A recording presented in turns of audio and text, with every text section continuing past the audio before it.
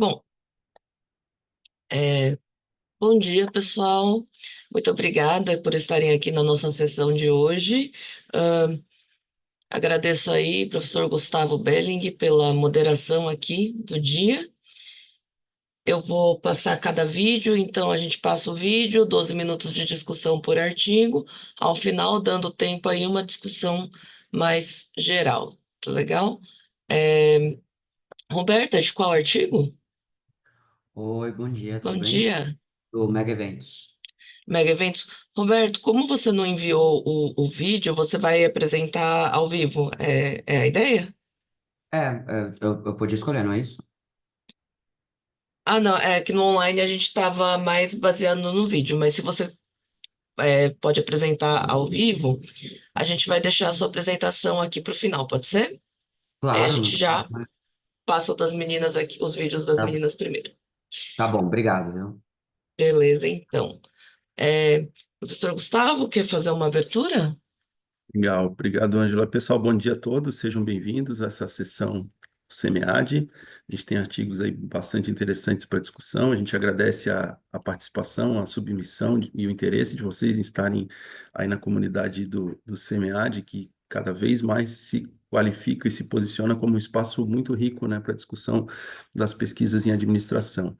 Então, obrigado aí à organização pelo convite para a moderação. Eu sou professor do programa de pós-graduação da Univale. E ser um prazer aí conduzir os trabalhos com vocês hoje. Então vamos nessa lógica que a Ângela apresentou, vamos assistir os vídeos, a gente faz uma discussão inicial de cada um e depois ao final a gente faz a amarração dos trabalhos numa discussão conjunta de todos eles ao final, no tempo que nos restar, tá bom? Então, uma boa sessão a todos, boa sorte, e vamos começar, Ângela, então, com o primeiro vídeo. A professora Vivian também está na sala. Bom dia, professora Vivian, quer dar uma palavrinha antes da gente começar? Fique à vontade. Oi, um prazer estar aqui com vocês hoje. Bem-vindos, né, todo mundo. Infelizmente não vou poder ficar até o final da sessão porque eu dou aula às 9h30, mas assim é um prazer. Eu fico super agradecida, Gustavo, por você estar conduzindo tudo super bem. Ângela, que bom te ver por aqui também. E todos vocês aqui super bem-vindos. Espero que a gente tenha uma sessão super gostosa e acolhedora para todo mundo.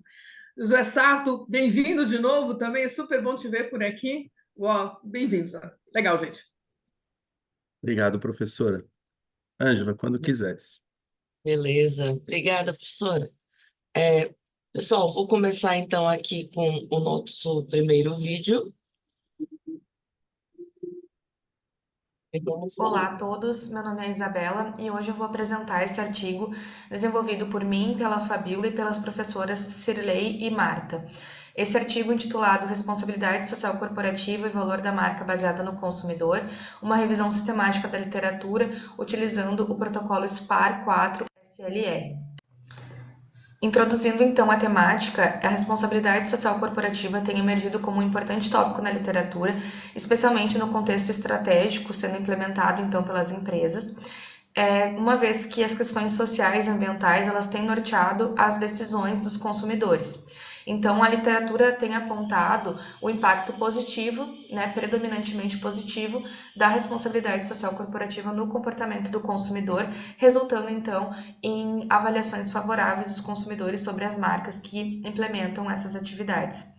No entanto, esse impacto ele também pode ser negativo quando os consumidores, então, apontarem que essas ações são práticas enganosas por parte das empresas.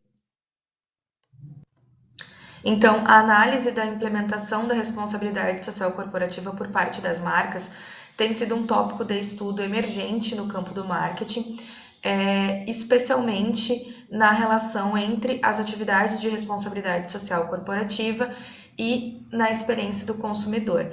Porém, estudos de revisão que analisem a responsabilidade social e o comportamento do consumidor, especialmente focando na avaliação dos consumidores sobre as marcas que realizam a responsabilidade social corporativa, têm sido escassos.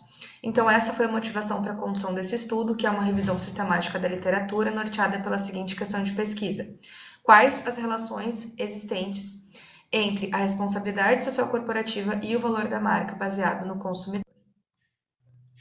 O nosso estudo, então, ele adota como método o protocolo SPAR 4-SLR, estabelecido por Paul et al. 2021, e aqui, então, nós temos as etapas desse protocolo.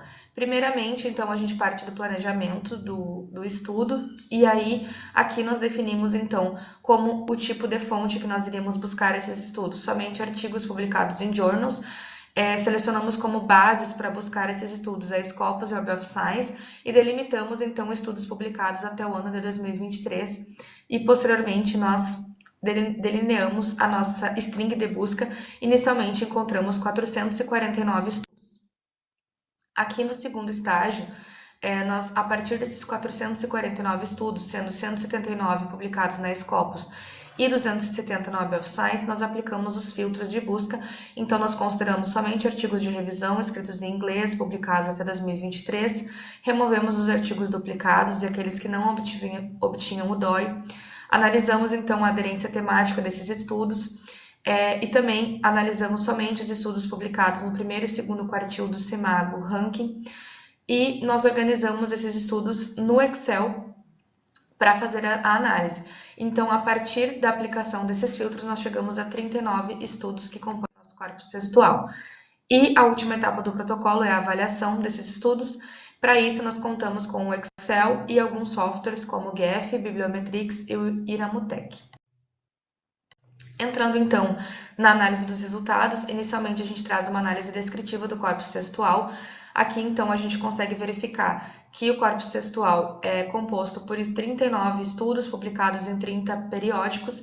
Desde o ano de 2012 até 2023, nós temos uma taxa de crescimento anual de mais de 13%, um total de 89 autores, mais de 2.500 referências, dentre outras métricas.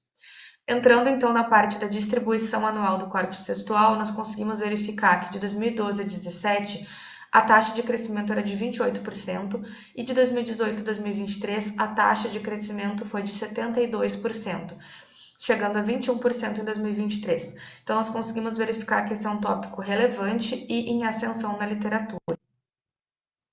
Seguindo a análise de resultados, nós fizemos análise de acoplamento bibliográfico e nós delineamos, então, 4 clusters a partir dessa rede.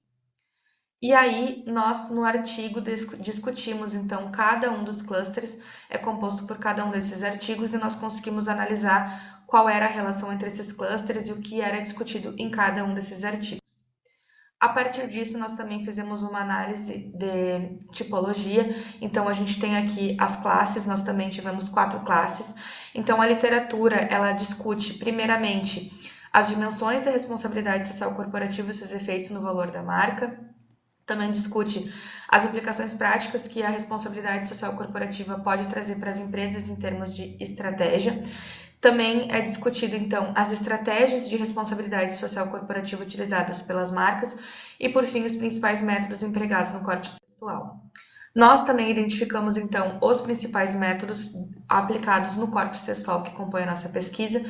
Predominantemente são pesquisas quantitativas, mas nós também temos pesquisas qualitativas. O principal método de coleta é o questionário, mas também temos entrevistas e diversos segmentos de aplicação, desde bancos, serviços, setor automotivo, industrial, dentre outros. Nós também delineamos questões, direções de pesquisa futura.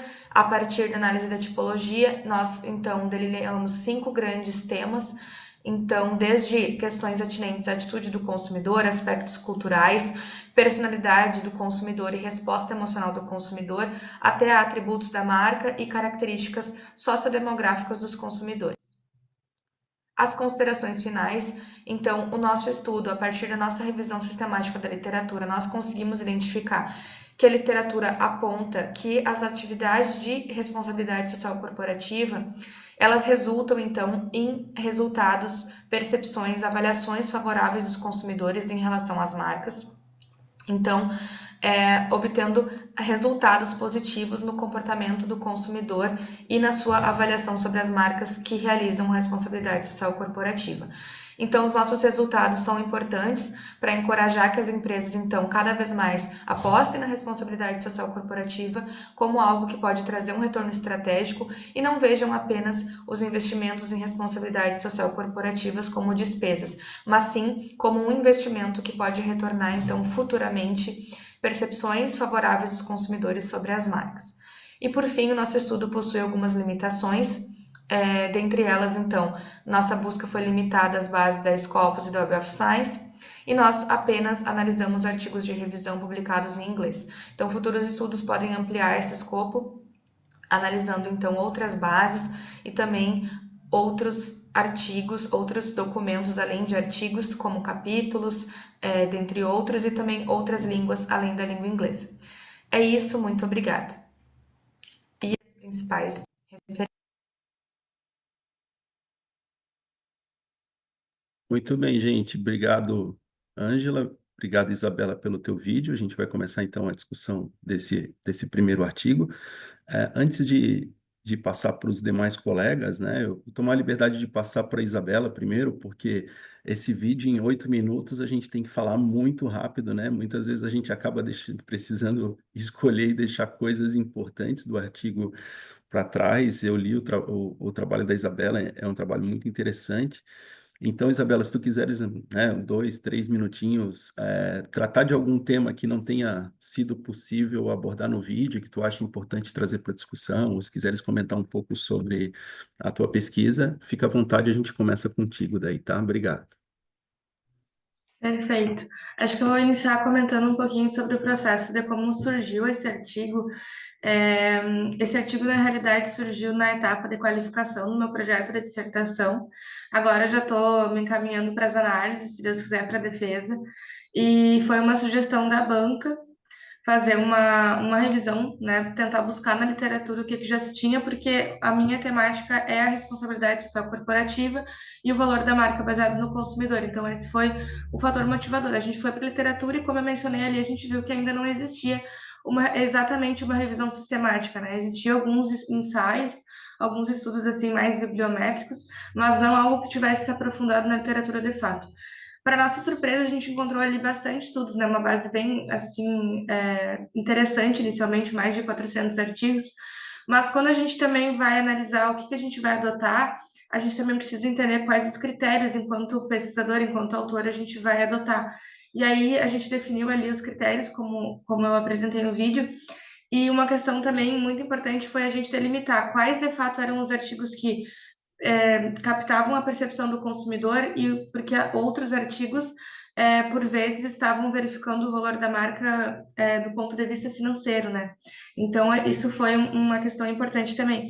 E, de modo geral, explorando um pouco mais ali sobre os resultados, realmente, nos 8 minutos, é muito desafiador a gente condensar tudo, mas a partir da análise de tipologia, ali, a gente conseguiu propor uma agenda bem legal. A gente conseguiu verificar que realmente as atividades de responsabilidade social corporativa elas podem trazer respostas emocionais positivas dos consumidores em termos de prazer, excitação, entusiasmo com a marca. E isso também pode se converter em lealdade, satisfação, ou seja, realmente respostas positivas e, consequentemente, avaliações positivas dos consumidores sobre as marcas que praticam responsabilidade social. Então, a gente achou bem interessante esse resultado e também uma forma de contribuir para que, do ponto de vista gerencial, esse investimento seja visto também como algo que pode ter um retorno bacana para a empresa. Acho que, de modo geral, seria isso. Legal, muito bom, Isabela. Pessoal, vou abrir então para discussão, tá? Sou José Sato, fica à vontade, pode Bom dia, fazer as suas considerações. bom dia. A Ângela perguntou, o professor Sarto tem algum trabalho a apresentar? Né? Eu vim aqui porque esse tema da sessão é um tema que eu sou professor do PPGA, da Universidade de Fortaleza, de marketing, métodos quantitativo e brand. E esse tema aí da Isabela tem muito a ver com o que eu estudo. E primeiro eu quero parabenizá-la, Isabela, pelo teu trabalho. Essas duas dimensões aí que você estuda, eu venho testando em sala de aula, sabe? Brand Equity, que eu fiz minha tese lá em 1500, e eu venho estudando Brand Equity desde esse muito tempo. E me chamou muita atenção o teu trabalho pela qualidade. E ontem mesmo eu estava até com a professora, né, na sessão também, que tinha um bibliométrico nosso, só que é de neuromarketing, e parabenizar. Mas, assim, eu queria te perguntar, é muito mais curiosidade, tá? Você mesmo falou aí, Brand Equity, você pode estudar o Brand Equity, no caso aí você deixou bem claro no estudo que é baseado no consumidor. Então você tem três vertentes aí para estudar o brand, né? Ou baseado no consumidor, ou baseado nas finanças, ou baseado nos relatórios, enfim. Então, o que me chamou a atenção é que nesse teu trabalho, o que eu venho testando, por exemplo, em métodos quantitativos, a relação da, da, da responsabilidade social corporativa, tanto em regressão como em associação, no caso, top of mind, que é o conhecimento da marca, que é uma das variáveis que compõem o brand equity. E não vejo, os estudos mostram que as empresas dizem que praticam responsabilidade social, mas o consumidor em si, ele não percebe isso quando você escuta.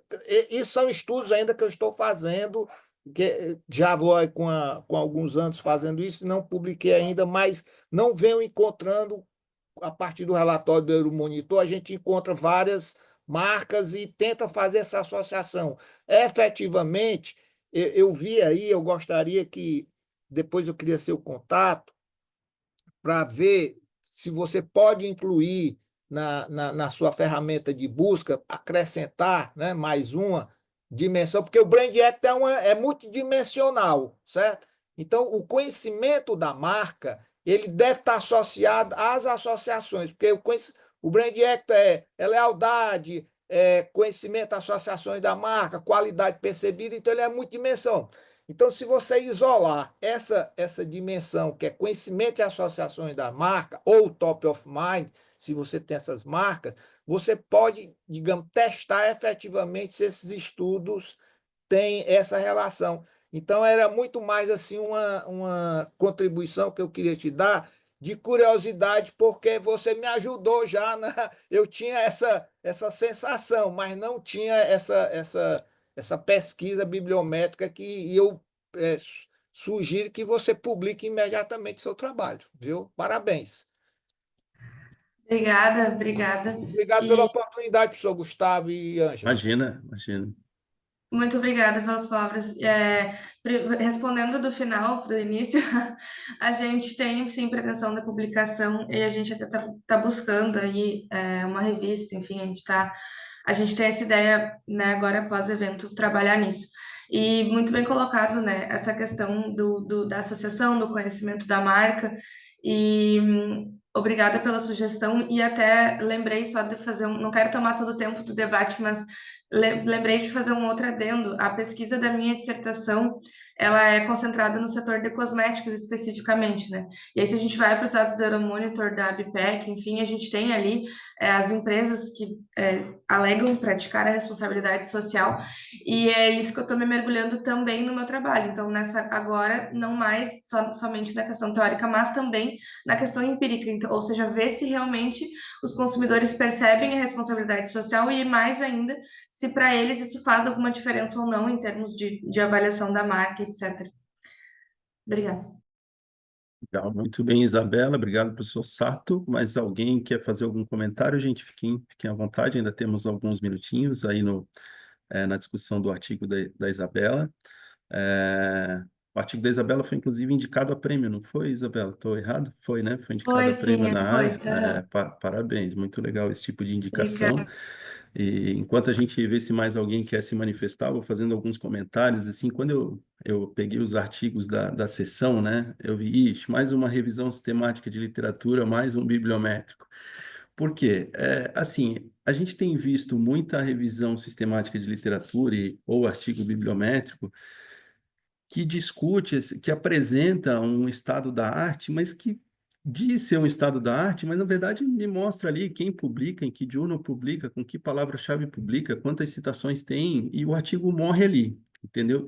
E eu tenho, assim, uma ressalva muito grande com a contribuição que esse tipo de artigo dá para a academia, porque na verdade ele acaba servindo só para o aluno que está fazendo o mestrado naquele tema para se posicionar ou para o aluno que está fazendo o doutorado.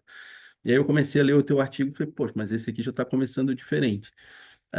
E quando tu estrutura a metodologia da tua revisão sistemática muito bem descrita, muito bem organizada, mas principalmente quando tu chega lá no final e apresenta aquela figura 7 com as lacunas e com as direções de pesquisa, é isso que a gente espera de uma revisão sistemática de literatura, entendeu? Que não serviu só para ti, que provavelmente serviu para ti, porque tu criou ali 5 questões-chave de pesquisa que ficaram muito legais, e daquelas 5 questões-chave, tu tem uma com 3 possíveis subquestões, vamos dizer assim, outra com 2, eu acho que são 13 ao total, né?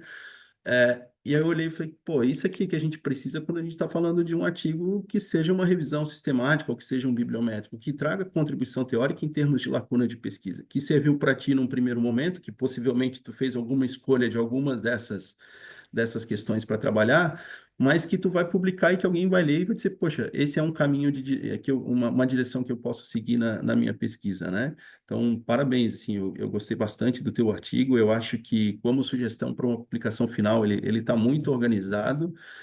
Se tu conseguires, eu sei que tem uma questão de espaço, né, de número de palavras, mas se tu conseguires ainda discutir um pouco mais teoricamente, depois daquele quadro, essas questões de pesquisa, eu acho que teu artigo tem bastante potencial realmente de publicação, de uma publicação interessante, e não é à toa ele foi indicado aí para prêmio na área, né? Parabéns, tá?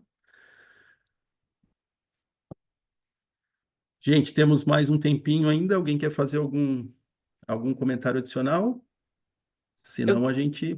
Oi, Eu pode percebi que eu falar. inverti a ordem, né? Que eu falei que eu ia fazer na ordem do SEMEAD, fiz o contrário. Ah, tá. Mas Mas não tem problema. O importante é a gente passar pelos 4. A sequência não importa. parabéns, Isabela. Ah, não, só ia fazer um Não, comentário fica à vontade, Ângela. Fica à bem vontade, por favor. perfumaria, tá, Isabela? Mas parabéns mesmo pelo seu trabalho, ficou muito legal. Essa coisa da revisão sistemática da literatura, trazendo as lacunas de uma forma clara e com confiança também, né? Ó, ficou muito legal. É, um comentário totalmente perfumaria. Na apresentação e nas figuras tinham alguns erros de digitação, tá? Então, se quiser dar uma olhadinha, né? Organização, faltando I, characteristics, com o CA depois do CH, enfim, bem coisa Personality, pouquinha. brand Hã? personality, personality também tinha como você já está falando disso aí, só desculpa. Não, é muito besteira, tá? Não, Mas mas só pra. é super válido. Quando eu tava montando, não, depois que eu subi o vídeo, a brilhante ideia, depois que eu subi o vídeo, eu fui assistir com calma. Eu não vi todos, eu acho, mas eu vi alguns. E peço desculpas e agradeço por apontarem, porque qualquer detalhe é muito importante, né? Inclusive erros de digitação ou de escrita, obviamente. Eu acho que Ortografia. os erros que são mais relevantes são os que estão dentro das imagens que você vai usar nos artigos, né? Sim. Tá certo. Parabéns, então, pela indicação aí. Vou passar aqui para o segundo. Deixa só eu tirar o timer aqui agora.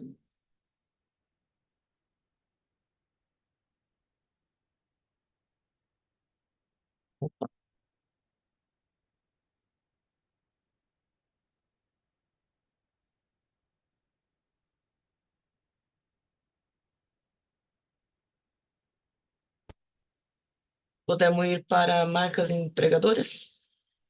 Podemos, Ângela, vamos lá.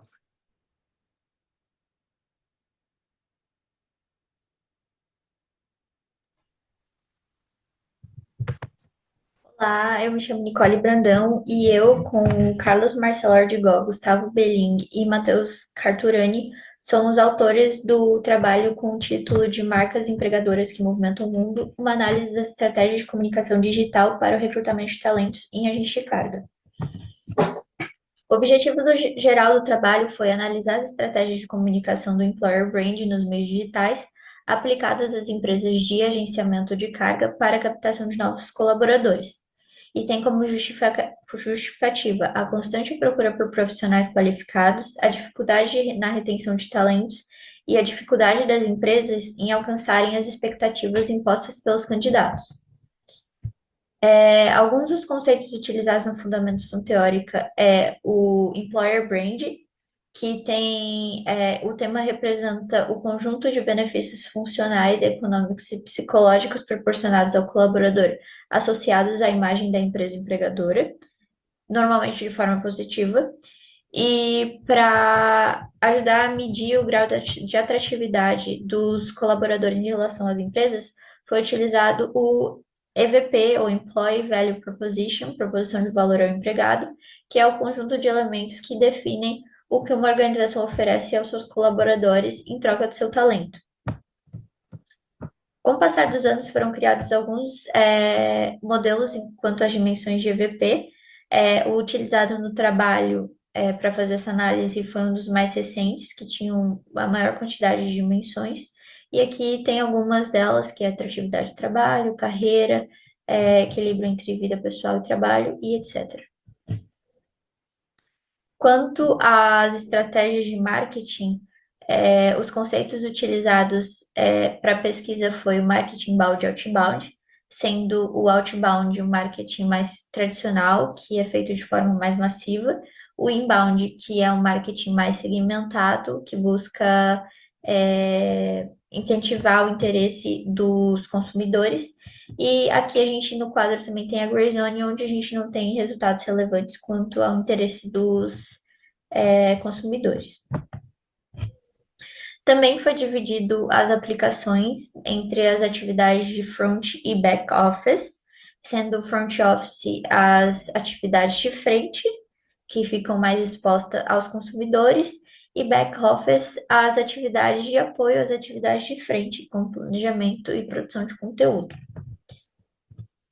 A metodologia do trabalho teve abordagem qualitativa e pesquisa documental.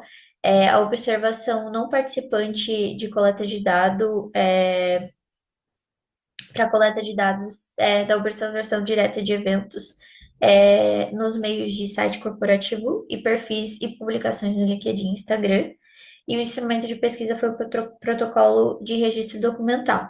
O foco da análise foi no EVP, que foi mostrado nas dimensões que foi mostrado no quadro 1, e nas estratégias de marketing inbound e outbound, e as atividades back e front office, que foi mostrado nos quadros 2 e 3.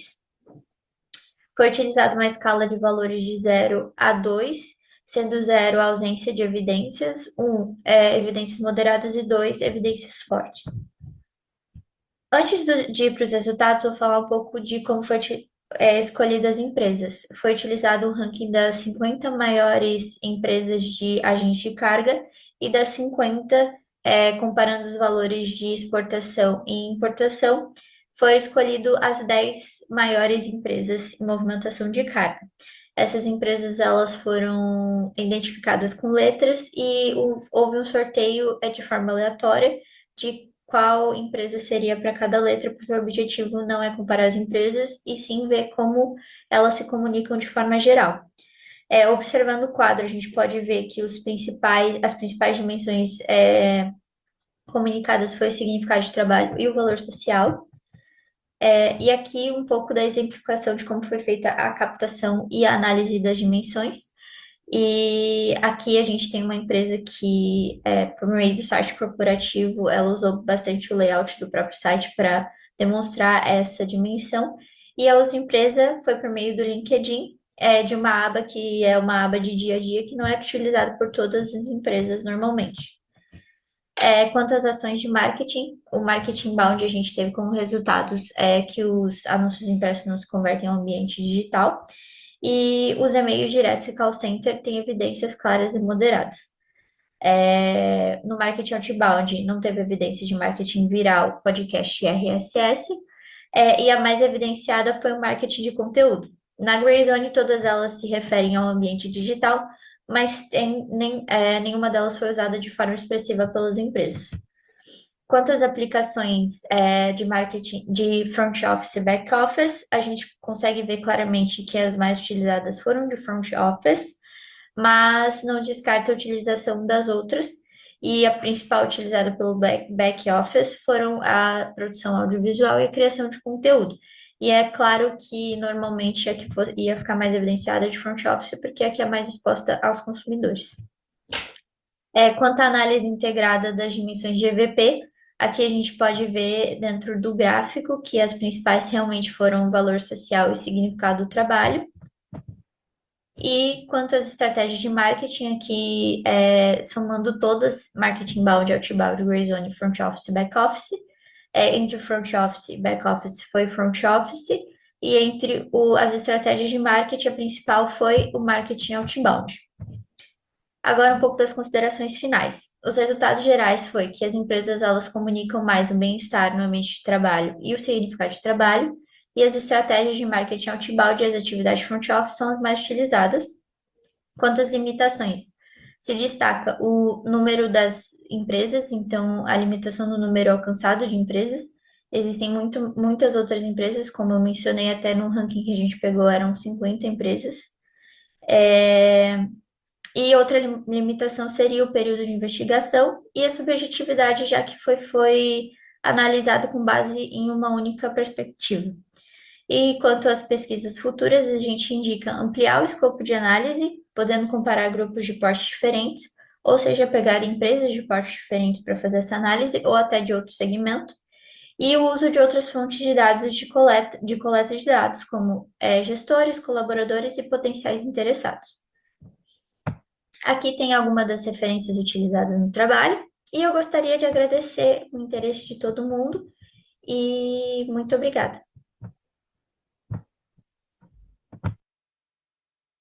Ok, dona Nicole, obrigado. A gente que agradece. Vamos novamente começar contigo, então, te dar uns minutinhos aí para tu se apresentar e falar um pouquinho, depois a gente passa para o professor Sato, tá? Vai lá, fica à vontade, Nicole. Olá, gente, bom dia. Tá todo mundo me escutando? Sim. Eu queria trazer um pouco que eu acho que foi a parte que eu mais tirei ali da apresentação, que é a parte de introdução mesmo, né? Eu vim do comércio exterior, eu trabalho na área há alguns anos, então o meu trabalho ele foi ele foi escolhido com base no que eu via no meu dia a dia também. Então eu via que muitas empresas de comércio exterior elas sofrem com com a perda de funcionários, é uma competitividade muito grande. E isso que eu trouxe na minha introdução, então o comércio exterior está crescendo no Brasil, e a gente vê isso com bastante facilidade, é só ver a quantidade de importação e exportação que a gente tem todos os anos, e isso acaba tendo influência no mercado de trabalho. E como colaboradora de uma empresa, a gente acaba sendo afetado todos os dias, recebendo propostas de emprego, enfim, em todas as redes sociais, mas principalmente no LinkedIn, né? Então, é isso que eu quis trazer na introdução do meu trabalho. Eu falo um pouco sobre a competição no mercado de trabalho, como as empresas elas acabam atingindo os colaboradores e como isso influencia no nosso dia a dia, como a gente vê isso e como as empresas acabam trabalhando isso dentro delas também. E eu acho que é isso. Os resultados gerais eu consegui trazer de forma bem ampla, bem rápida, e é isso. Legal, muito bem, Nicole. A Nicole foi aluna do nosso TCC, do nosso curso de graduação em comércio exterior. Então, esse é um resultado aí do TCC de graduação dela. E nós moramos em Itajaí, né? Agora eu estou na Itália aqui no pós-doc, mas sou de Itajaí. E o agenciamento de carga é um setor que cresceu muito na cidade, na região. Então, empresas que antes da pandemia tinham 20 funcionários, hoje tem 80, quem tinha 80 tem 160, quem tinha 200 tem 1.000, sabe? Então, foi um crescimento muito exponencial e, obviamente, a competitividade entre as empresas para captar talentos é gigantesca, e quem trabalha nessa área não fica desempregado.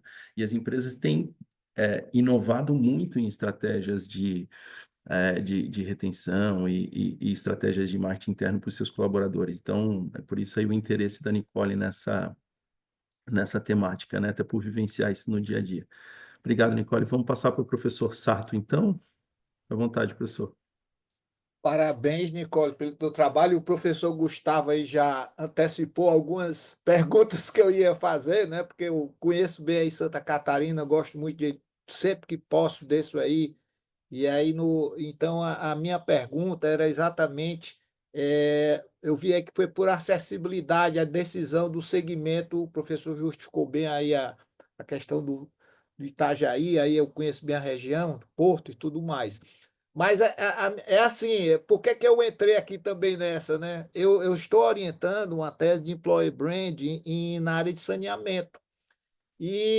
Na realidade, eu peço até ajuda aí o professor Gustavo e a Nicole, porque uma das justificativas ficou claro aí por que escolheu esse segmento para estudar Employer Branding, né? Ficou na fala aí, agora ficou claro. Foi muito mais pela questão de acessibilidade. A minha pergunta é se nesse estudo você já conseguiu, na revisão, identificar, isso é muito mais poupar um trabalho meu, de identificar quais são os segmentos que estão sendo mais estudados aqui no Brasil de employer brand, né? Porque é uma questão do setor privado, setor público, se essa por que estudar o segmento. Claro que a gente sabe da relevância do Porto de Itajaí, mas essa questão dessa contextualização da escolha do foco do objeto, eu acharia que assim ficaria uma contribuição de deixar bem pontual. É claro que é óbvio, né? Mas se você tem digamos assim, esse respaldo da literatura grey aí, para dizer exatamente como contribuição da relevância do setor e que nesses outros setores não. Eu certamente, como eu venho atualizando a literatura nesse ponto, eu só quero parabenizar a Nicole e a orientação do professor Gustavo, sabe? É um tema atual, né, de employer brand, você já vê alguns bibliométricos aí mostrando, e achei muito interessante a colocação do inbound e outbound aí no meio dá uma sacada bem bacana de entrar como a forma de comunicação da empresa para atualização do inbound e outbound. Então, era muito mais essa questão de se você já contextualizar de outros segmentos de estudos para contemporizar bem o estudo de você. Mas parabéns, viu, o Nicole e o professor.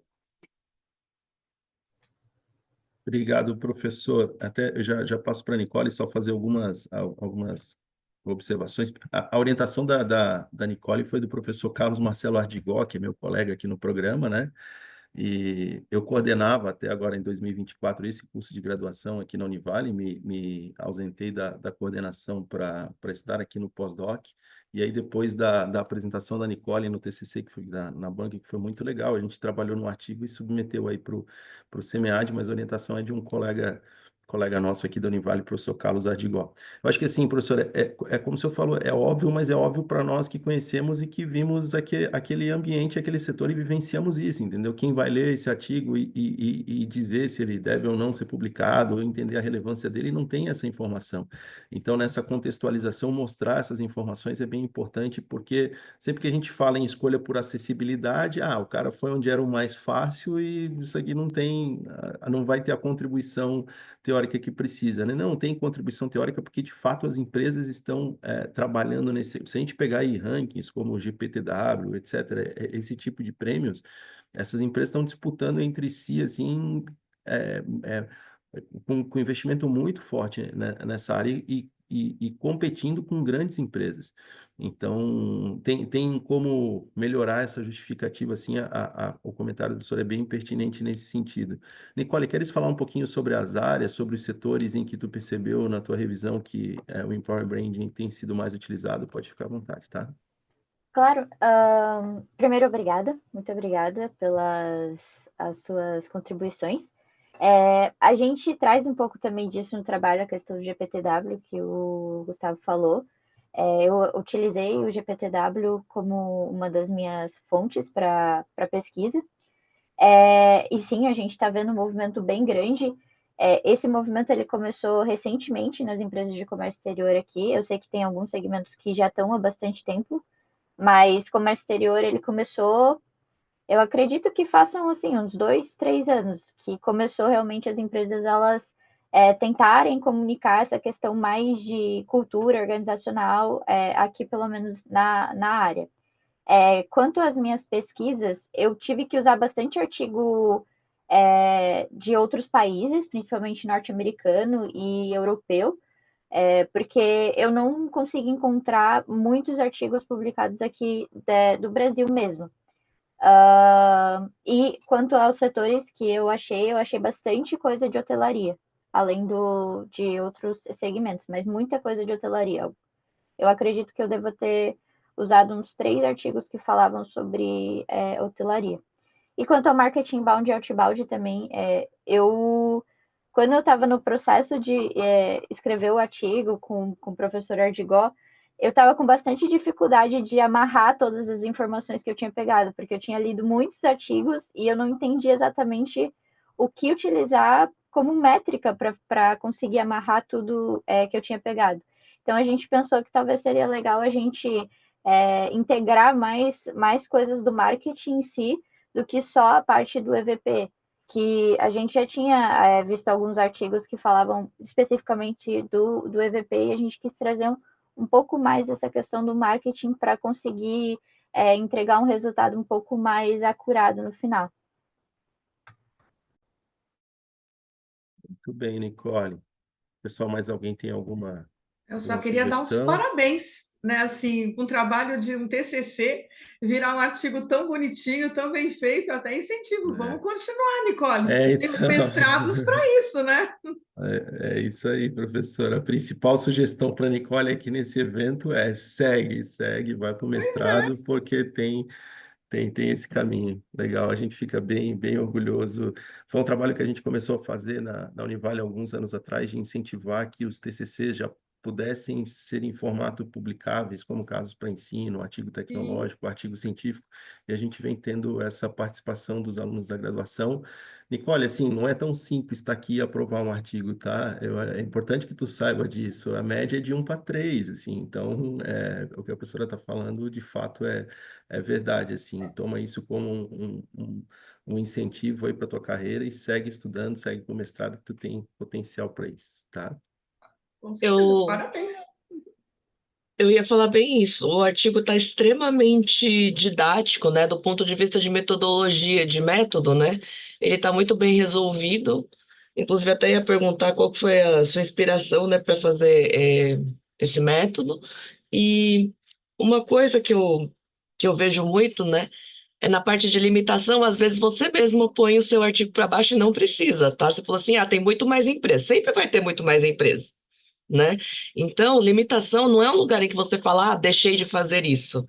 É um lugar em que você fala das limitações técnicas do método, tá? Então, tinha mais empresas para analisar? Sempre vai ter. Então, não precisa nem colocar isso. Você pode colocar como sugestão de pesquisas futuras, fazer uma quantidade, né, que até caracteriza como quantitativo o estudo, talvez, eventualmente. Mas essa questão de como você apresenta, né, da confiança que você põe, eu acho que você pode até aumentar essa confiança. Não sei o que a professora Vivian acha aí disso, né? Vê também muitos artigos aí, mas só um comentário aí. Concordo sim, certas coisas a gente tem que valorizar o trabalho da gente. A limitação, assim, é técnica, concordo contigo. Legal, gente, muito obrigado. Já estamos no tempo, né? Sim, Cronometradinhos, ó, 4, 3, 2, 1. Então vamos para o próximo, para o quero dizer que eu próximo estou muito artigo. orgulhosa da galera aqui. Os vídeos tudo Legal. certinho no tempo. Sim. Muito bem, Deixa agora é o só. artigo da Ana Paula, né? Boca a boca, né? Isso.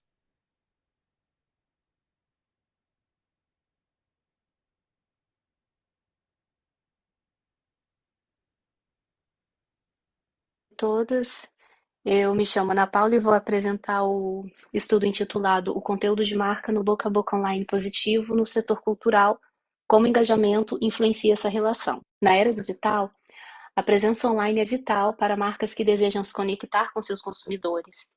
A interação das mídias sociais incentiva os clientes a contribuir para o valor da marca, seja por meio de compras ou recomendações. E, dada essa relevância, o engajamento do consumidor tem um papel central. Esse estudo examina como o engajamento influencia a relação entre o conteúdo de marca e o boca a boca online positivo em espaços culturais, como museus e galerias de arte.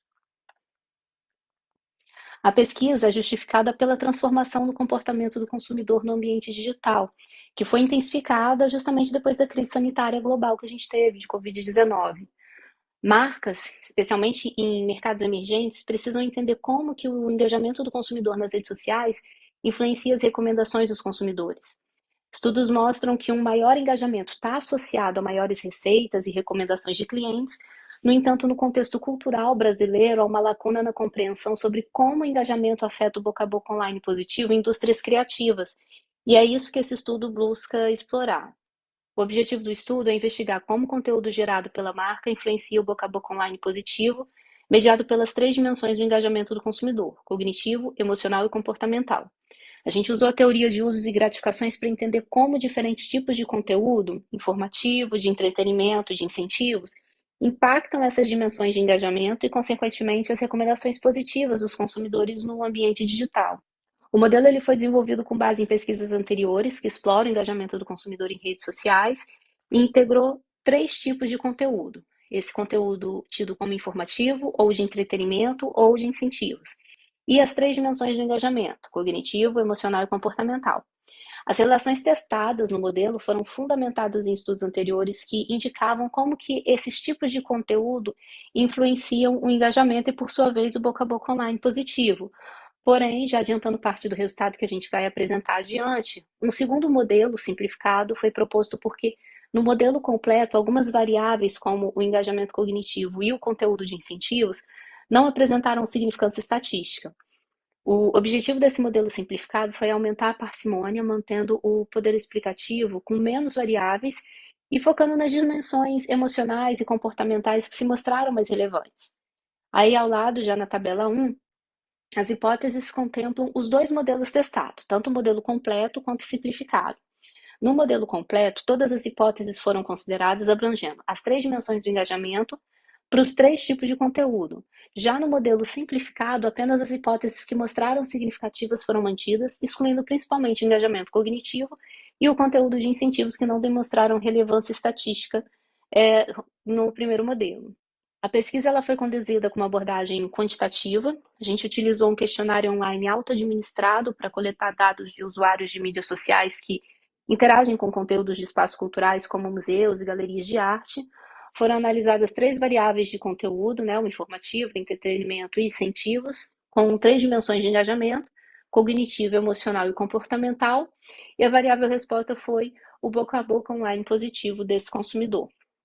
A análise foi feita por meio de modelagem de equações estruturais, utilizando o software SmartPLS4.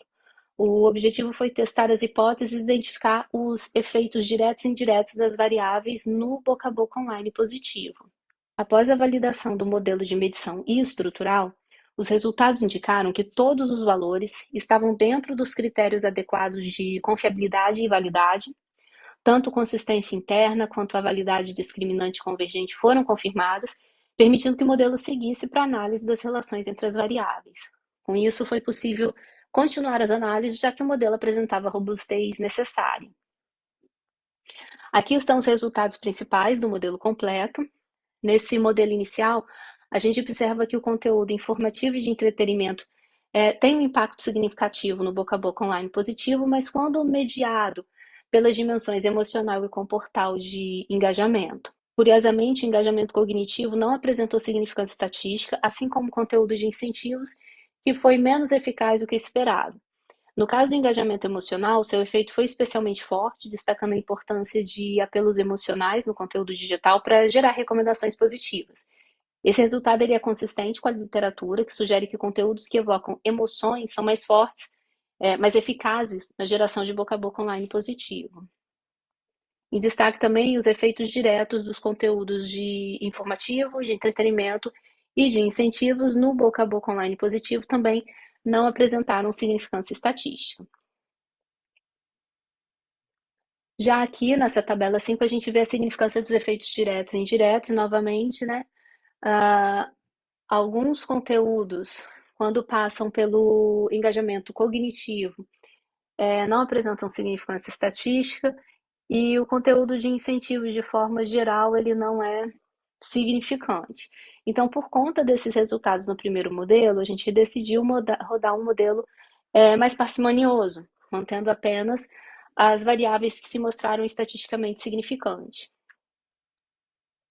E aí, novamente, apenas quando a gente observa o efeito direto dos conteúdos no boca a boca online positivo, esses efeitos não são significantes, apresentando o intervalo de confiança que passa pelo zero. Já quanto à significância dos efeitos diretos e indiretos, novamente, né? Só o efeito direto que não é significante, mas os efeitos indiretos do conteúdo informativo e de entretenimento, tanto quando passam pelo engajamento comportamental quanto emocional, eles são capazes de influenciar o boca a boca online positivo. Bom, os achados desse estudo, eles oferecem algumas implicações teóricas e também gerenciais importantes. Primeiro, a gente confirma que engajamento emocional e comportamental são mediadores críticos entre o conteúdo de marca e o boca a boca online positivo. Esses resultados corroboram com a ideia de que, no contexto cultural, os consumidores eles estão mais inclinados a se engajar quando percebem um apelo emocional forte no conteúdo. E, além disso, a gente reforça que conteúdo de incentivo pode não ser tão eficaz para estimular recomendações em espaços culturais, como indicam alguns estudos anteriores focados em outros setores. E aí, com base nos resultados, a gente pode concluir que conteúdos informativos e de entretenimento, eles são mais eficazes para gerar engajamento e, consequentemente, boca a boca online positivo em redes sociais. Estratégias de comunicação para espaços culturais devem priorizar a criação de conteúdos que provoquem uma forte resposta emocional e comportamental, enquanto o uso de incentivos pode ser menos relevante nesse contexto. Isso sugere uma revisão das práticas de marketing digital para espaços culturais, focando menos em recompensas financeiras e mais na qualidade e conteúdo emocional e informativo. Obrigada. Muito bem, Ana Paula, obrigado. Precisamos entender como que a Ana Paula grava o vídeo em 8 minutos, falando pausadamente e apresenta o artigo todo, né? Porque ela... Parabéns, parabéns pelo vídeo e pela apresentação. Vou começar contigo, tá, Ana? Uhum. Pode ficar à vontade. Acho que acho que a Nicole me apresentou antes, só para contextualizar, eu sou produtora cultural na Universidade Federal do Espírito Santo e parte da inspiração de entender esse mercado cultural, espaços culturais, veio daí. E o que acontece? Os dados que eu rodei nessa análise foram coletados durante o meu mestrado. Não é resultado direto, né, da minha pesquisa que está lá na dissertação, mas eu aproveitei esses dados para fazer essa nova análise. E depois de submeter, inclusive, aqui para o SEMEAD, eu continuei trabalhando nos dados para fazer novas análises. E, assim, esse trabalho, ele continua, como todos aqui, né? Ele ainda é um working paper, ele está em andamento. Nessas análises posteriores, eu estou tentando simplificar ainda mais o modelo, porque até na apresentação, na hora eu mesma assistindo aqui, gente, esse monte de tabela, na hora que vai para o vídeo, acho que mais confunde do que ajuda. Quem já é muito da linha assim, quant, estatística, acho que consegue fazer análises rápidas, mas no vídeo eu achei que isso acaba atrapalhando.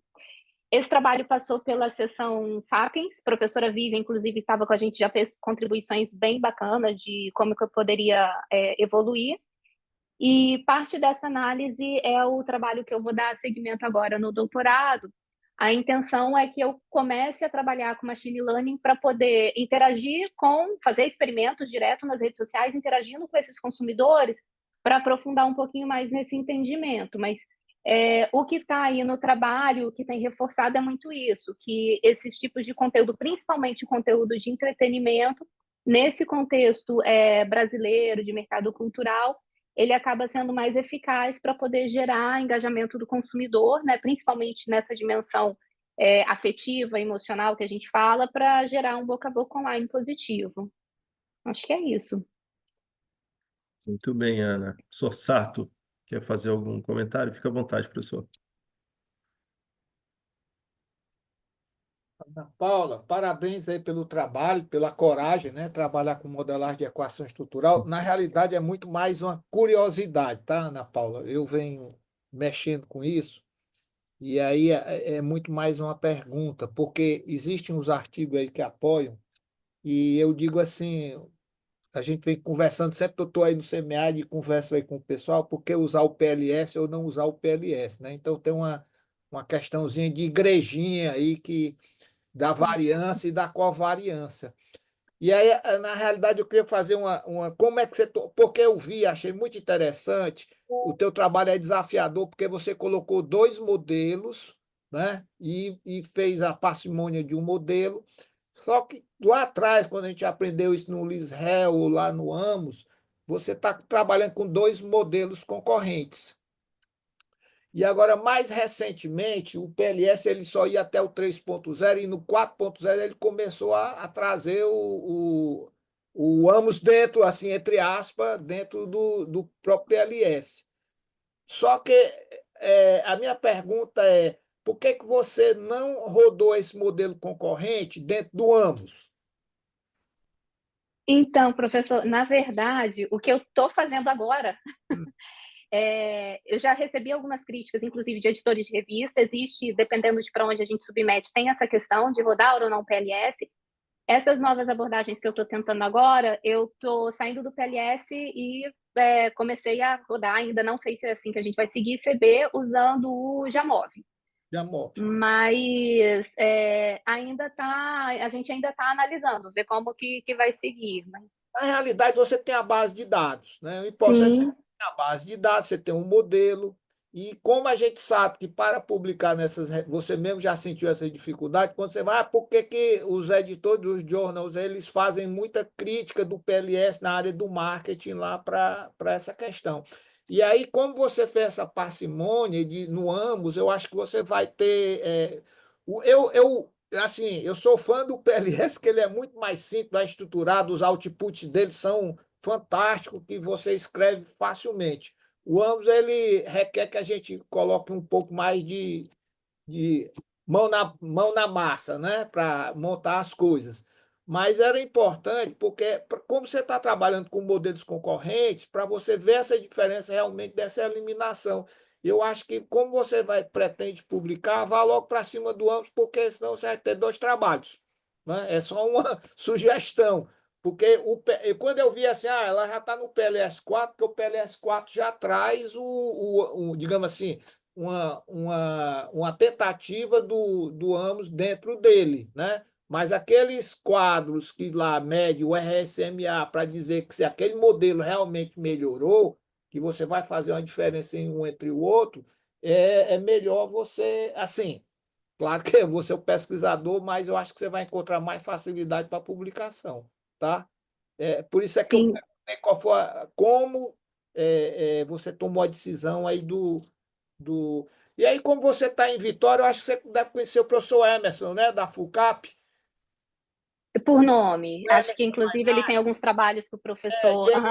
e ele é muito bom nisso aí, está pertinho aí de você, né? Ele é parceiro meu e está agora acho que na Dinamarca lá fazendo um trabalho. E ele acho que poderia dar uma luz a você nessa assim. Bom, eu não sei, claro que você deve ter um grande orientador também.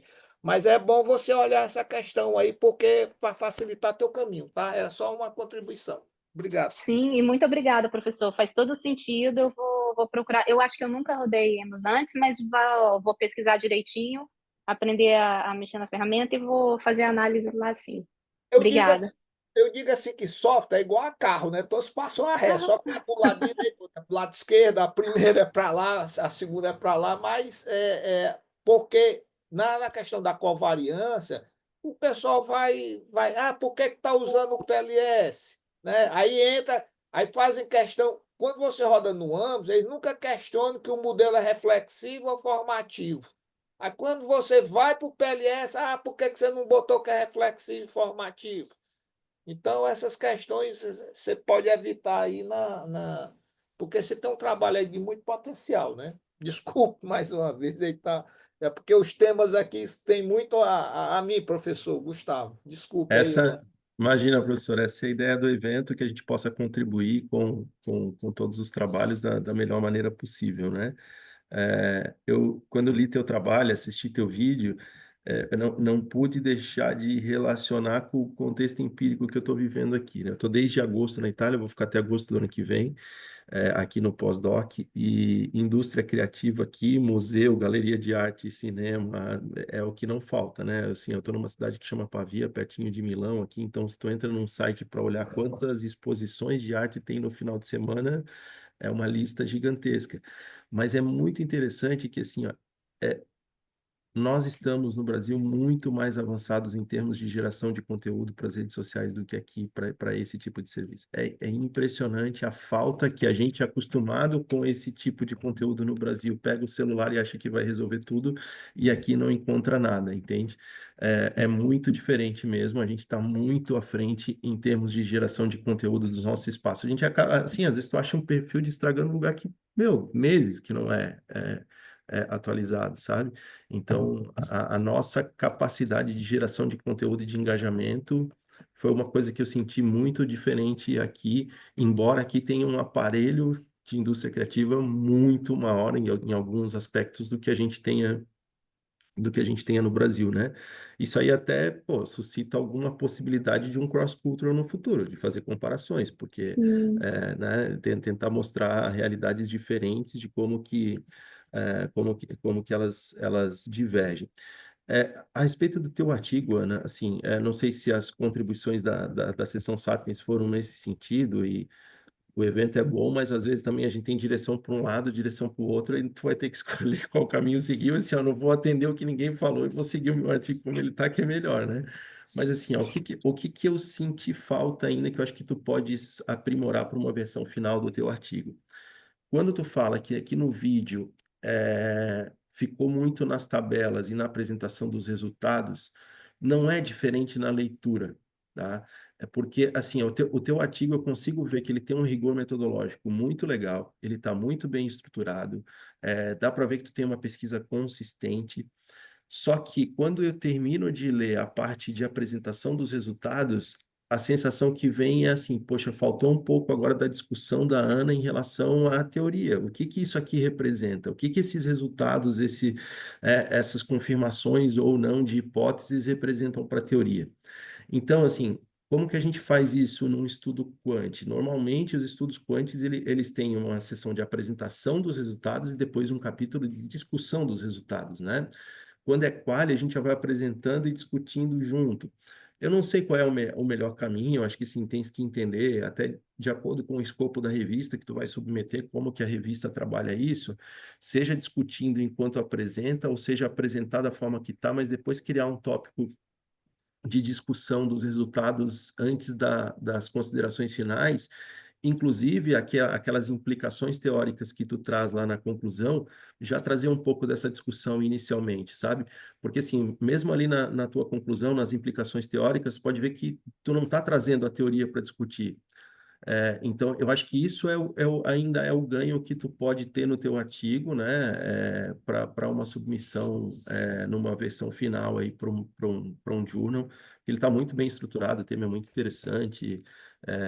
A única contribuição assim que eu faria nesse momento é uma maior discussão dos resultados que tu apresenta, não deixar só a apresentação e trazer a tua reflexão desses resultados à luz da teoria, tá? Tá ótimo, professor. Muito obrigada. Tomei nota de tudo aqui, eu concordo com tudo. Vou fazer isso que o senhor falou. Obrigada. Bom, imagina, eu que agradeço. Pessoal, mais algum comentário? Não? Então podemos ir para a apresentação do Roberto, então. Roberto, a Podemos. gente, ele compartilha a tela, Ângela, para colocar a apresentação, é isso? Perfeito. Então pode ser, Roberto. Sim. A gente só vai pedir aí com atenção aos 8 minutos, né, do Quer que eu vídeo ponha para o a tua timer na tela? apresentação. Isso, a Eu, Ângela coloca o timer dos 8 minutos e aí tu vai controlando ali, mas qualquer coisa a gente te 8, né? avisa também, tá? Isso. gente, É... minha primeira vez eu não sabia que tinha, eu nunca participei. Imagina, sem problema. Existe essa possibilidade também de apresentar, só a gente cuidar para respeitar esse tempo, mas fica à vontade aí, a gente vai te avisando, tá? Boa apresentação. Podemos iniciar? Pode começar. Ok. Bom, então, o que a gente está trazendo hoje para discutir um pouco é sobre a influência dos mega shows no Brasil e de que maneira esse produto cultural pode ser motorizador para a construção de marca-lugar, marca-país, aí, sobretudo, o estudo de caso da Madonna, né, com a vinda dela para o Rio de Janeiro e as possibilidades futuras que esse produto cultural ainda pode trazer para a cidade do Rio, né? Eu sou Gonzaga, pesquisador científico, trabalho atuo na indústria da música e sou cientista cultural e esse trabalho, ele também é em coautoria com a professora Viviane Strelau, que também é professora do curso de mestrado em administração aqui pela SPM, tá? Bom, o contexto de marketing de lugar, né, ele tem se tornado popular nas 3 últimas décadas, embora a gente ainda tenha uma ideia de que esse é um tema ainda recente, né? No campo acadêmico, ele está bastante ligado ao marketing territorial, geográfico, marketing de público, urbano, né? O marketing de cidade, né? E o argumento principal é de que a gente deva, né, utilizar estratégias de marketing, tal como a gente utiliza em produtos, para também gerir a imagem de um determinado espaço, de um determinado local, né? O Brasil, na outra mão, né, da análise, o Brasil tem se tornado uma rota estratégica, né, dos mega shows. E já há um tempo tem, sobretudo a cidade do Rio de Janeiro, uma determinada tradição, né, em trazer grandes artistas para comemoração e etc e tal, e o que a gente consegue agora analisar e observar é de que maneira, então, cada vez mais essa perspectiva tem sido bricolada, né, juntada, conectada com a estratégia de construção de marca-lugar, né? Opa, peraí que eu... Beleza, desculpa. Bom, nesse sentido, discutir como os países e as regiões competem umas com as outras, né, em escala global, através dos esforços de investimento, turismo, atração de novos negócios, que são a grande menina dos olhos para a construção de marca-lugar, né, atrair a audiência internacional, né, e aí com isso fortalecer os pontos positivos da cidade e do espaço e mitigar, obviamente, as fraquezas, que no caso, particularmente do Rio de Janeiro, é bastante desafiador, né? Bom, aí partindo para a ideia de construção de marca, né, cidade, com utilização da cultura e da música, a música, né, ela vem sendo um dos mais importantes bens de consumo, né, e marcador social nessa contemporaneidade. A ligação com a música e a identidade, a criação de identidade coletiva, ela é fundamental. A gente tem um país que, by the way, 93% dos brasileiros se consideram apaixonados por música, né? E consomem música das mais variadas maneiras. A música, ela tem um papel importante até para além do vídeo, então a gente passa mais tempo ouvindo música e consumindo música do que assistindo, né, um determinado produto em vídeo. Isso porque a música, sobretudo, ela é multitasking e, obviamente, a música tem sido um excelente instrumento para a construção de marcas de maneira geral. E, obviamente, a gente também vai observar isso dentro do estudo de caso da Madonna, né? O Brasil, nesse sentido, tem uma identidade internacional, né? Como um país divertido. Acho que talvez vocês não foram ainda impactados, vão ser impactados em breve com o vídeo de uma nova música do Bruno Mars, que ele acabou de fazer um funk brasileiro e tal, brincando também com essa identidade brasileira, com a vinda dele para cá, que, enfim, ele preencheu mais de 15 estádios cheios, né? Ele está mais de 2 meses aqui no Brasil, né, para fazer essa grande turnê. Isso tudo demonstrando o quanto o nosso público é um público que está bastante sinérgico com essa identidade alegre e divertida, a qual a estratégia de construção de marca país, ali no caso da Madonna, vem de encontro, tá? O Rio de Janeiro também é um palco de visibilidade global por vários outros aspectos ligados ao seu desenvolvimento turístico, né? Alguns dos principais elementos, né, que contribuem para esse resultado está sobre o Carnaval, o Réveillon e o Rock in Rio, tá? O Brasil e a cidade do Rio de Janeiro debutando ali diretamente como junto com a cidade do México, Buenos Aires, Lima, né, entre as cidades latinas mais visitadas por estrangeiros também. Bom, Quando a gente fala de Madonna, rapidamente, a gente está falando de uma potência de geração de conteúdos digitais também. O Brasil é a segunda principal praça de consumo de Madonna no mundo. Então, a gente vai juntando todos esses elementos para construir o The Celebration Tour em Rio, que, by the way, em princípio, é um projeto que contribui para o processo de parabenização dos 100 anos da marca Itaú aqui no Brasil, né? Uma das marcas mais importantes do nosso país. E eles trazem a Madonna com parceria, obviamente, com alguns outros players, mas, sobretudo, com uma grande estratégia com a Prefeitura do Rio de Janeiro, tá? É, Aqui a gente conta um pouquinho sobre a estrutura desse show. Então, a estratégia toda foi montada análoga ao próprio evento do Rock in Rio. Então, é uma super estrutura que foi montada no dia 4 de maio, uma expectativa de mais de 1,5 milhões de pessoas. Na verdade, os dados da Polícia Militar corroboram que houve a presença de 1,6 aproximadamente milhões de pessoas nesse espaço, né? 170 voos previstos, o espaço hoteleiro totalmente tomado, né, diante de tudo isso, uma mega estrutura com uma previsão de faturamento, né, de receita de 300 milhões de reais, e tendo, nesse caso, a Prefeitura do Rio de Janeiro investido, feito um aporte de 10 milhões de reais para que, então, esse evento pudesse se fazer acontecer, tá certo? Os números já demonstraram que essa previsão foi atingida, né? E com uma alta capacidade de geração de emprego, uma alta movimentação da rede hoteleira também, né? Então, a gente, de maneira geral, entende que as estratégias, né, de construção de marca-país, elas colaboram para o reforço da imagem cultural e a diversidade carioca no cenário global. Aqui um aspas muito importante, que é sobre, obviamente, mitigar as fraquezas que a cidade Rio de Janeiro tem sobre esse projeto e sobre essas ideações, né? O impulsionamento econômico, evidentemente, declarado por atingir, obviamente, as expectativas de previsão de faturamento, visibilidade global do Brasil como essa rota estratégica dos grandes shows. Rio de Janeiro, né, como uma cidade que tem uma capacidade de estrutura para suportar shows de grande porte, né, como as Olimpíadas, como a Copa do Mundo, como os mega shows. Também, eu acho que meu tempo acabou, não é isso? Eu não estou conseguindo ver. Acho que é isso, gente, desculpa.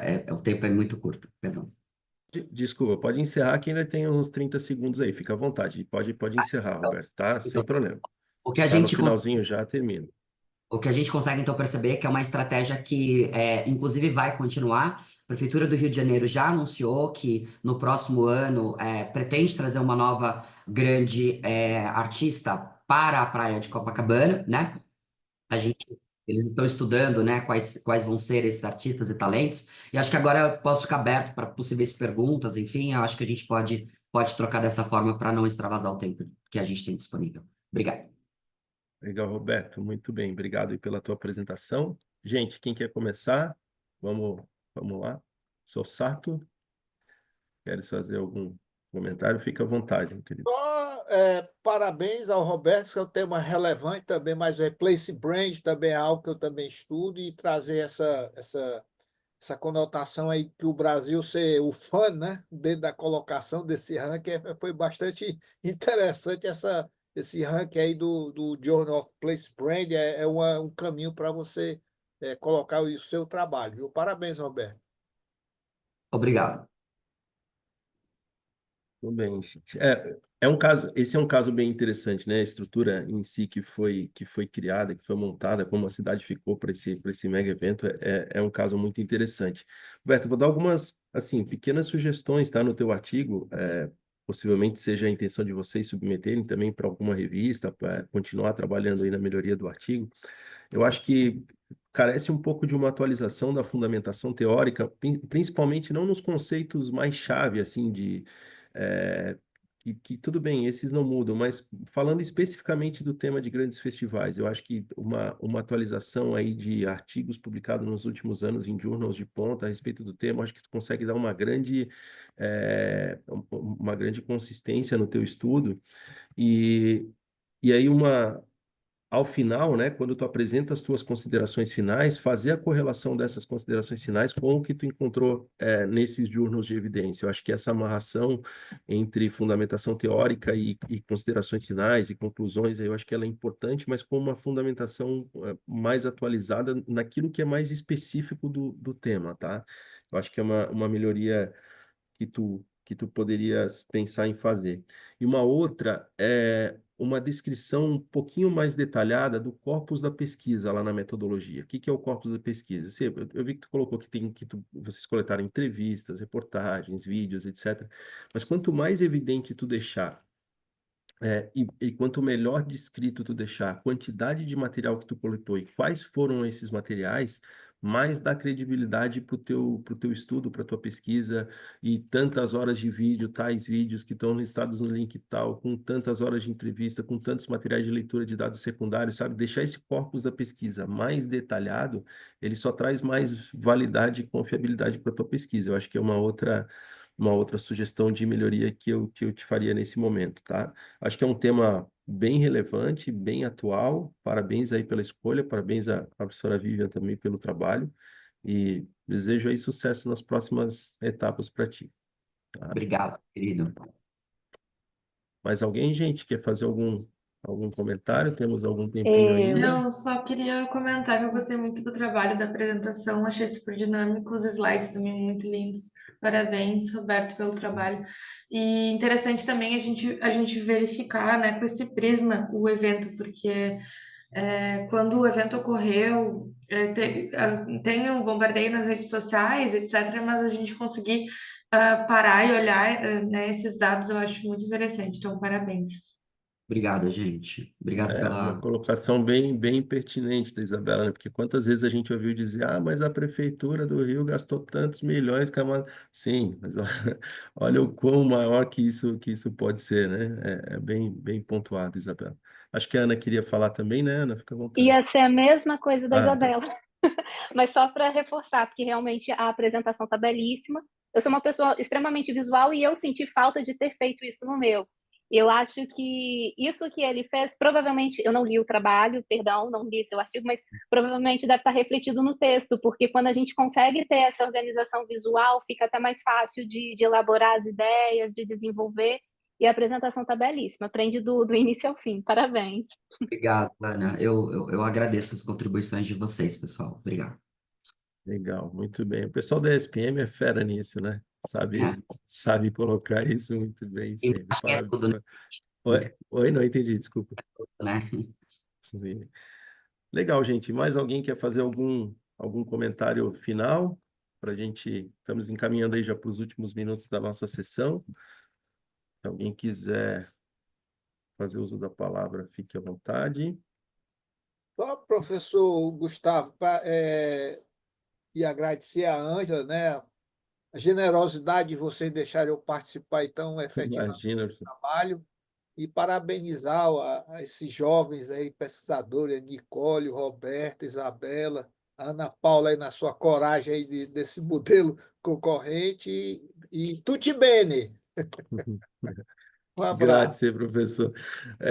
Pessoal, muito obrigado aí pela participação de todos, sempre muito bom. O SEMEAD é sempre um fórum muito agradável, muito, muito gostoso de discutir as nossas pesquisas, né? A gente agradece aí o interesse de vocês em participar do evento, a participação efetiva nessa sessão. Todas as contribuições acho que foram muito importantes para os autores, né? Acho que essa é a ideia, que a gente saia do evento com reflexões e que possam ser adequadas ou não no nosso trabalho, mas que de alguma forma façam a gente pensar, né, aquilo que a gente está produzindo. Então, foi um prazer conhecê-los, estar aqui com vocês. Desejo sucesso aí na sequência das pesquisas de vocês. A gente se vê por aí nos próximos eventos. Agradecer a Ângela aí pela coordenação da sessão, Ângela. Muito obrigado aí pelo todo o teu suporte.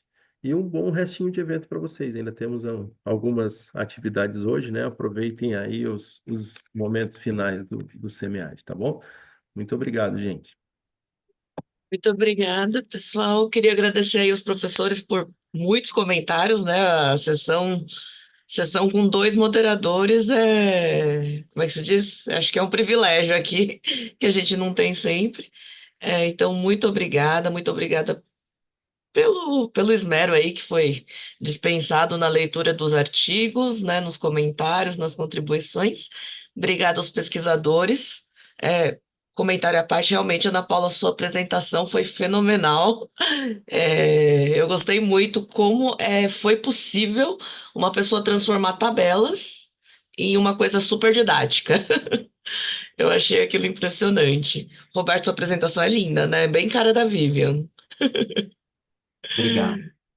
A Vivian me adotou lá na Obrigada. SPM há 1000 anos atrás, junto com outros professores de lá, e, enfim, bem interessante mesmo todos os temas. Então, parabéns a todos.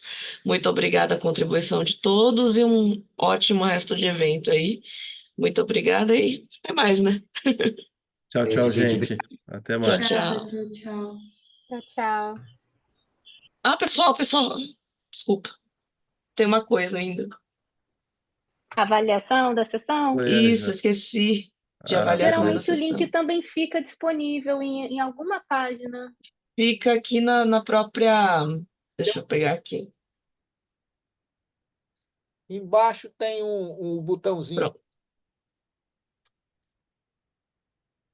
Se vou vocês seguir aqui. Ah, tá. puderem, Tu já pegou? Tá, legal. já. Ótimo. Já valeu aqui. Não precisa responder agora, mas se puderem pelo menos pegar o link, desculpa, eu tava Fechou. empolgada aqui. Normal. Obrigado, Ângela. Tchau, tchau, gente. Até Obrigada. mais. Tchau, tchau. Obrigada. Tchau, tchau.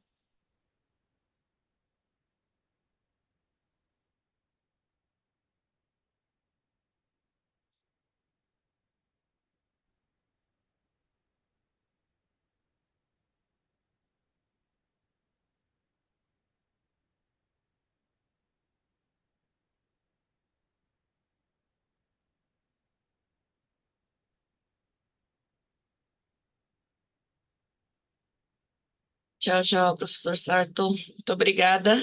Obrigado pela oportunidade. Até mais. Tchau.